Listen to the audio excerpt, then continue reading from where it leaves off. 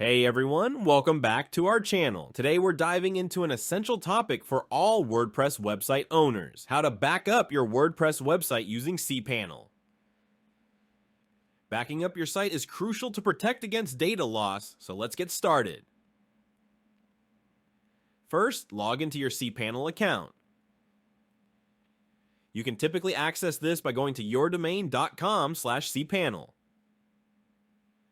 Once you're in, scroll down to the Files section and click on File Manager. This is where you'll find all your website files. Now, navigate to the public_HTML directory, which contains all your WordPress files. Select all files by clicking Select All at the top. Then right-click and choose Compress to create a zip file of your WordPress files. Name your zip file something recognizable, like WordPress Backup, and click Compress Files. Once compressed, find your zip file in the directory. Right-click on it and select Download to save it to your local machine.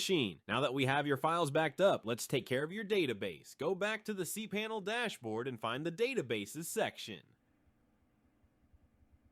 Click on PHPMyAdmin. This is where you can manage your databases. On the left, you'll see your database. Click on it to view its tables. Next, click on the Export tab at the top. Choose the Quick Export method and the format as SQL.B, then hit Go. This will download your database file to your computer. And that's it. You now have a complete backup of your WordPress website, both the files and the database. Make sure to store these backups in a safe place, like an external hard drive or cloud storage. If you found this video helpful, please give it a thumbs up and subscribe for more tips on managing your WordPress site. If you have any questions, drop them in the comments below. Thanks for watching and see you next time.